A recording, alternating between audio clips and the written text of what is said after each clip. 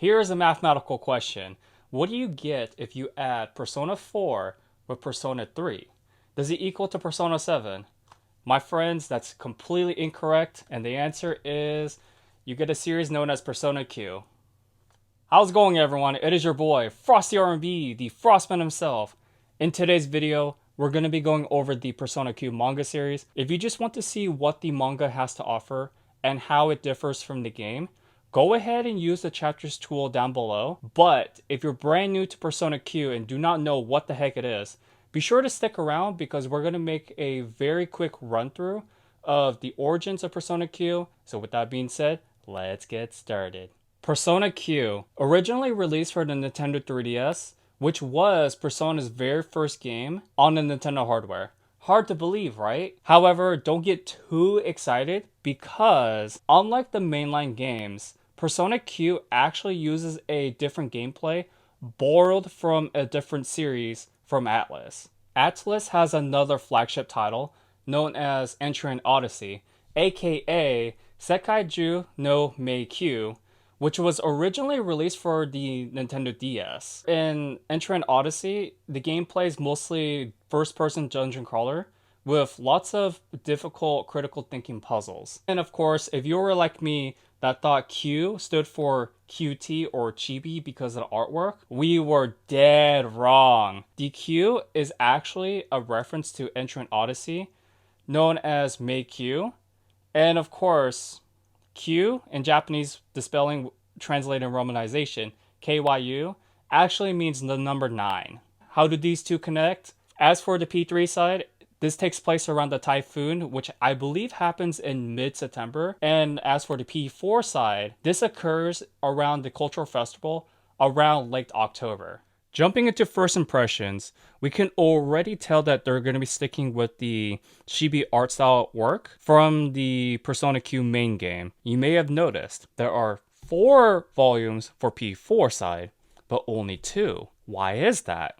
Well, technically, you can start either P4 or P3 in the main game.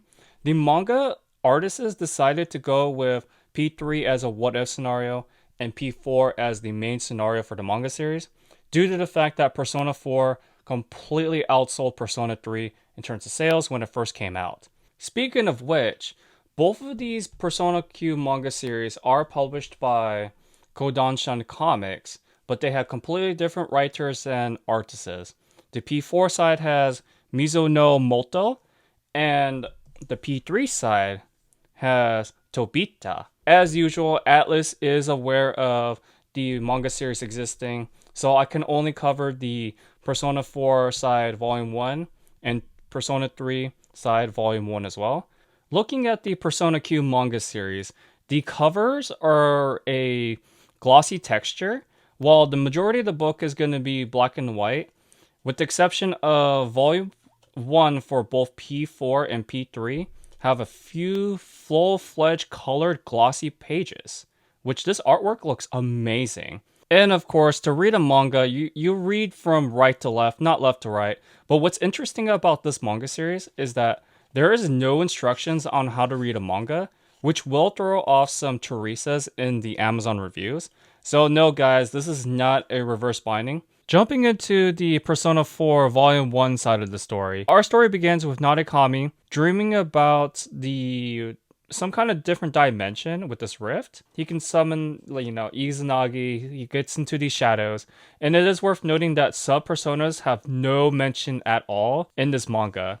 And as for the P3 section, Makoto Yuki, for which his case in P4 side's story, he is known as Vice Leader. His only persona that he has in possession is Orpheus. But this was all a dream, or was it fate, sending out a message stating that these two will meet in a different dimension? I wonder. So Nanako wakes up Narukami from his dream, stating that he's going to be late for school, and it is worth noting that Kanji does pop up at the Dojima residence, just to hang out. They were supposed to go to school together. Nanako, being a sweet little child, saying that the burnt part is so bad for you for the breakfast part.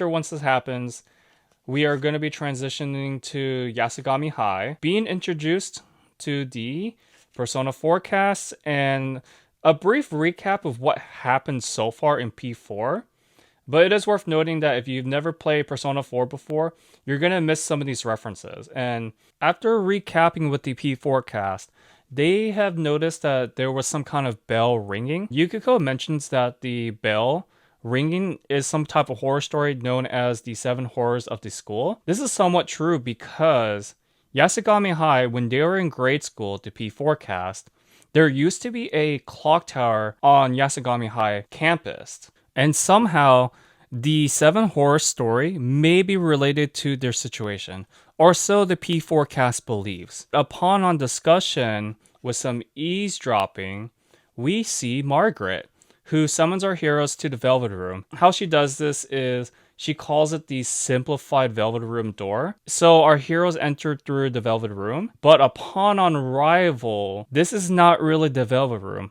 As a matter of fact, this is more like a rift in space. After doing some fooling around, the Persona 4 cast stumble upon the attraction called Wonderland. Naoto is getting some detective suspicion and intuition, stating that this world may be very similar to the one in the TV. So upon entering the labyrinth, aka the dungeons for Persona Q, Naoto pursues Rise to summon her persona. In which case, despite being embarrassed, Rise actually summons her persona Himiko. She's able to detect shadows, and our heroes do fight the shadows within this dungeon. The way that the dungeons are handled, it's usually just some very basic exploration. They do throw in some fan service gags here and there. And of course, there are some puzzles, and we're going to be coming up to a very important component later in this video. But I definitely do want to state that how they do battles is they use the surrounding environment and use their persona elements to suit the environmental condition. So the Persona 4 cast have been split into two different groups. Group A decided to go further into the labyrinth to see if they find any more clues to this dimension, while Group B decides to go to the culture festival booths and or attractions to see if they can find any more lead-ups to what the heck is going on in this dimension. But upon with Group A's exploration, they stumble upon two characters known as Zen and Rei. With some misunderstanding going on, our heroes and Zen and Rei talk with each other to gather intel. Upon discussion, they both discovered that they have a common goal, and it's to get the heck out of this dimension. However, Zen and Rei have only really been in this labyrinth, so they believe that there's no exit in this labyrinth back to their own dimension. The P4 cast have taken both Zen and Rei back to the Yasogami High dimension they're stuck in. Searching throughout the campus, they found that there's no way outside of campus at all. There's no exits. Upon their search, a clock tower has suddenly appeared. What does this mean? How the heck did it get there? And of course, every single intermission, there is going to be like a persona bio of one of the main characters. And also, if you really want a recap of what happened last chapter, they reiterate this with some sock puppets, which I gotta say, this is some pretty damn good artwork. Upon confusion, the group decides to visit Margaret to see if she has any intel about the clock tower. Unfortunately, she has no intel about the clock tower. However, she states that the rift in this dimension is more of an interdimension between the P4 world and the P3's world. This is nothing more but a mere illusion of what's going on in Yasogami High. So technically, the students here, they're not real. They're just mere illusions. Zen and Rei become a bit scared about this, especially Rei, but she states that their memories have been taken, and the only way for them to retrieve their memories is to go into each of the 4 labyrinths and retrieve the treasures to help them recover some memory. So our group has returned back to the Wonderland Labyrinth. They talk about the history and origins about Alice in the Wonderland, because technically this is based off of the theme of Alice in the Wonderland. And they continue to explore, and upon further exploration, they find an FOE, aka Physis Okane Eidolon, which is Greek for something. I just don't know what it is. But if you want to be funny like myself, FOE stands for effing overpowered enemy. and you just got to get the heck out of there, because think of these guys as really overpowered mini bosses. It is possible to fight them and defeat them, but you got to really strategize and be very precise with your planning. This is a demonstration of how they use the personas with the environment conditions to get the F out of there. The P4 cast has finally arrived at the depths of the labyrinth, and upon entering through the boss door, they meet with the Queen of Hearts of this dungeon. The main reason why I'm stating this fact is because she's a pretty tough boss if you don't know what you're doing. The reason why is that because her cards that are based off the soldiers, they just keep coming and coming. And as our Persona 4 cast is continuing fighting with the Queen of Hearts and her minions, all worn out, is all hope lost? Nah, not really. The P3 cast decides to join in the fight against the Royal Flush and of course the Queen of Hearts. They'll take it from here on out, and pretty much Volume 1 ends at this cliffhanger. But I want to definitely add some notes here, because what if Teddy got a Invoker to summon his persona? These are just more like what if gags and some pretty cool bonus illustrations. The one part I definitely want to bring up though is they give you a Persona 3 side of the story if P4 was in this role assisting rather than P3, where they're very exhausted. They give you a lot of illustration preview from this section, which I find this pretty cool. Upon finding the treasures, which you don't see this in Persona 4 side of the story until Volume 2, Rei and Zen recover some memory of their past. And with that being said, the group returns, and that's how Volume 1 officially ends. As for the P3 side, it actually begins with Elizabeth greeting us from the Velvet Room. Then it quickly transitions to the P3 cast doing their, nightly grinding at Tartarus. Then they quickly transition to the Gekkoukan High, just hanging out, doing their daily life thing, introducing everyone and who's available during at that time for the cast. Then they go back to Tartarus, and this is how they enter to the different dimension of Yasugami High with the Culture Festival. It doesn't really change from there as much, but it does have a lot of P3 fan service. After doing some exploration and fooling around, the P3 cast stumbles upon the first dungeon of the game, but they are stopped by no other than Zen and Rei. Now, do take this as a cane of sugar, because I have not played through the 3 side of Persona Q, so I'm not sure if this is how they met, but the manga insists that they met at the Culture Festival, and saying that it's too dangerous to go in there. Then skipping all the way ahead, because they just really explored the dungeon with the P3's perspective, and there really isn't too much difference to cover other than you just prefer Persona 3 or Persona 4. That's really the main gist of it. But it's pretty much pretty identical to how they do their exploration progress.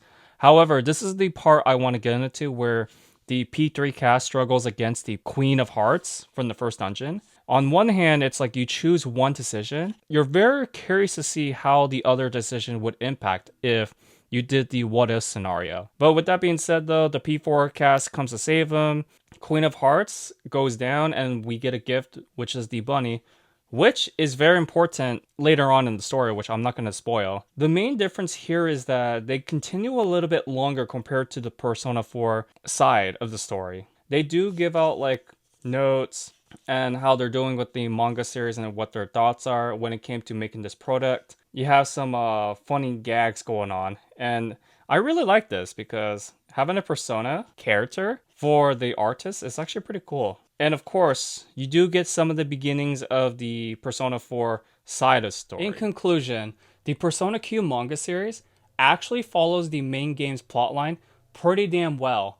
Although it does take away a lot of the fan servicey stuff from the games, I'm totally cool with that, because the game will always offer the most content among the 3 medias. So who is this manga series for? Well, ladies and gentlemen, it's really only for those who are Persona fans. So with that being said, ladies and gentlemen, that concludes today's review. If you enjoyed the video, give it a like and go nuts with the like button. Let me know in the comment section down below. What do you think of Persona Q? Positives, negatives, neutrals? Put it down in the comment section down below and let's have a debate on it. And of course, subscribe to the channel. With that being said, this has been your boy Frosty R&B. All I gotta say is stay chilly, keep gaming. I'll see y'all in the next one.